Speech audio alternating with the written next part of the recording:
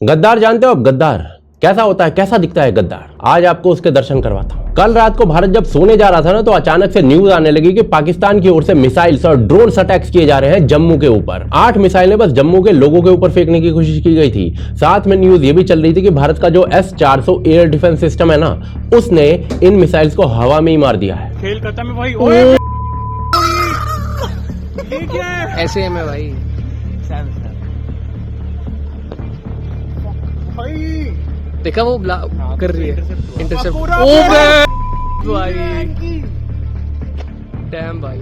भाई जम्मू के अलावा ये कोशिश भारत के और 15 शहरों में की थी पाकिस्तान ने, जो कश्मीर, पंजाब, गुजरात तक थे। और ये जो हमले हैं ना, वो सिविलियन एरियाज और इंडियन आर्मी के बेसिस दोनों जगह पर किए जा रहे थे। अब ऐसे में क्या हो सकता था, क्या ऑप्शन था भारत के पास? भारत ने भयंकर रिटेलिएशन स्टार्ट कर दिया, कराची, लाहौर, रावलपिंडी, इस्लामाबाद, सियालकोट, पीओके, हर जगह पर। और ऐसे में भारत के अंदर से ना कुछ चूहे बाहर आने लगे, बिल से निकलकर भारत को रुकने के लिए कहने लगे। आरफा खानम शेरवानी जो पहलगाम में आतंकी हमले के बाद कह रही थी कि यह हमला पाकिस्तान के आतंकियों ने किया है, आप पाकिस्तान को जवाब दीजिए, वही सेम आरफा खानम शेरवानी कहने लगी कि शांति ही देशभक्ति है, युद्ध तो बर्बादी है, खून बॉर्डर्स का नहीं बहता, लोगों का बहता है, stop the war, D escalate now. लड़ाई रोकने का यह संदेश तब तक नहीं आया था जब तक जम्मू के ऊपर मिसाइलें दागी जा रही थी पाकिस्तान के द्वारा। पर भारत ने जैसे ही जवाब देना शुरू किया तो बहन को मिर्ची लगी। और ये अकेली नहीं थी ऐसी। विनोद कापरी नाम का ये जर्नलिस्ट जो कभी कहा करता था कभी कड़ी निंदा से कुछ नहीं होगा, पाकिस्तान के ऊपर वॉर डिक्लेयर करो,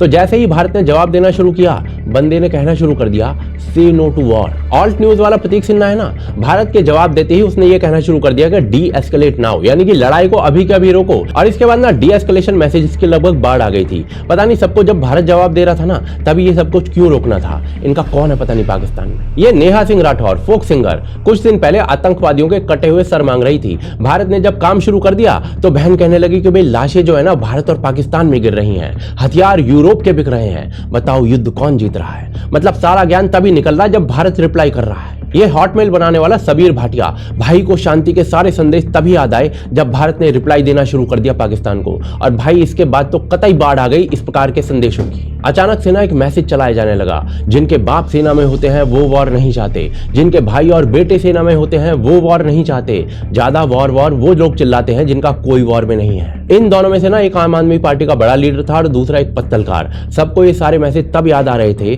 जब भारत जवाब दे रहा था। डी एस्केलेशन की बकवास तो इतने लोगों ने की कि सबका नाम भी नहीं बताया जा सकता है। तो थोड़ा नयापन लेकर आई जर्नलिस्ट सबा नकवी, जो कह रही थी कि युद्ध एक बर्बादी है सबके लिए, युद्ध सोशल मीडिया या टीवी डिबेट्स पर नहीं लड़े जाते। दीदी ये बात पाकिस्तान को बता दो ना, जो रिलीजन पूछ कर माथे पर गोली मार कर गया है लोगों के। आपको तो कलमा आता है, आप तो बच जाओगे, बाकियों का क्या। और इसके बाद आया सबसे धांसू मैसेज क्रिकेटर अंबाती रायडू का।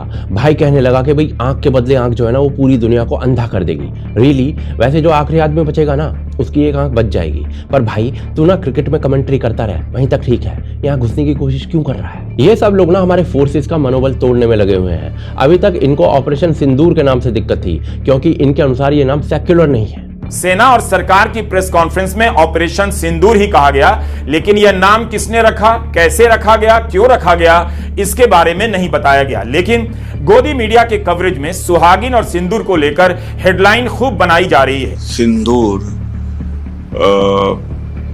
एक विशेष धर्म से ही संबंधित है और बेहतर होता कि कोई और नाम दिया जाता है। लेकिन अब इन लोगों को दिक्कत है कि पाकिस्तान पर हमला क्यों हो रहा है। सोचिए कैसे लोग हैं ये। भारत का सोल्जर अपना सब कुछ देकर लड़ रहा है भारत के लिए। नागरिक का काम बस इतना होता है कि वो ऐसा माहौल ना बनाए जिससे सोल्जर को लगने लगे कि किन फुद्दुओं के लिए लड़ रहा हूं मैं। ये लोग इतना भी नहीं कर पा रहे। कभी सीडीएस बिपिन रावत ने कहा था कि भारत 2.5 मोर्चे पर लड़ रहा है, और ये जो आधा मोर्चा आपके देश के अंदर ही एक्टिव हो गया है ना पाकिस्तान पर हमले के बाद, इससे सावधान रहिए, क्योंकि ये दीमक की तरह है, अंदर से खा जाएगा।